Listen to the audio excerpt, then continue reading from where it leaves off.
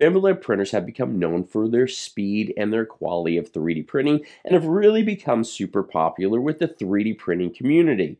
Now, like any 3D printer though, success sometimes relies on your settings, and we're going to take a look at the most common settings here that may cause you problems or set your prints up for success.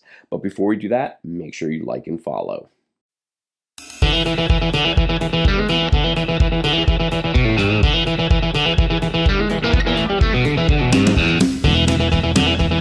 I'm Brian to look for Make or Build It, and today we're going to talk about some of the most common settings in the Bambu Lab printers that could cause failure in your 3D prints. Now let's get started with the first one. The Bambu Lab software comes with presets for various filaments, but getting the temperature right still requires some attention. Each filament has specific temperature ranges, and small variations can make a big difference in the print quality. While the Bambu Lab settings are a great starting point, many users rely on them as a default and fail to fine-tune temperatures for specific filament brands or environmental conditions. This could lead to under-extruding, stringing, or even layer delamination. Always check the temperature range recommended by your filament manufacturer and adjust accordingly. The Bambu Lab printers with AMS also support multi-materials, and this is really where it's important to fine-tune your settings. For Bambu Lab's AMS systems, which handles multiple filaments at once, make sure you adjust each filament's temperature profile,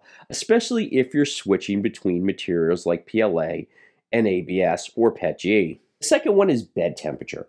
Bed temperature is crucial when you're working with materials such as ABS and PETG. Some users fail to set the correct bed temperature for filaments they are using, leading to issues like warping or adhesion. Bambu Lab's default settings are not always aligned to the manufacturer's recommendations of the filament or your environmental conditions. PLA generally works well with a bed temperature of around 50 to 60 degrees Celsius, while ABS and PETG require hotter beds.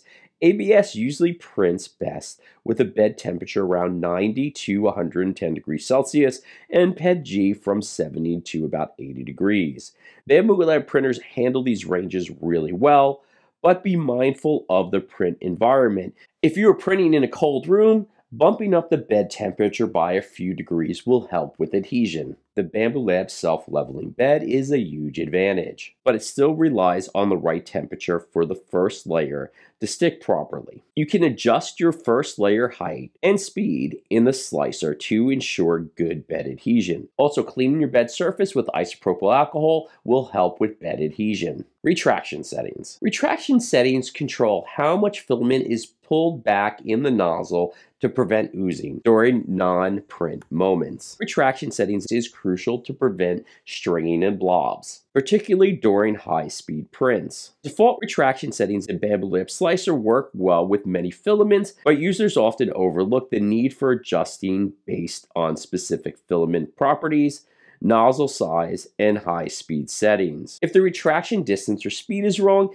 it can lead to stringing or under-extrusion. For Bambu Lab's fast printing speeds, you'll want to ensure retraction settings are dialed in. On Bambu Lab printers, you usually need less retraction, typically around 1 to 2 millimeters. Adjust retraction speed as well. Too fast can cause grinding, and too slow might not prevent stringing. If you're using materials like PETG, which tend to be stringy, more aggressive retraction may be necessary. Bambu Lab's advanced slicer tool can be really useful here. Try using the retraction calibration tool to find the perfect balance for your specific materials and print speeds. This is especially important if you're running multi-material prints with the AMS. Each material may require its own tailored setting. Remember to take the time and adjust your settings for each filament and project, and you'll see more consistent, high-quality prints.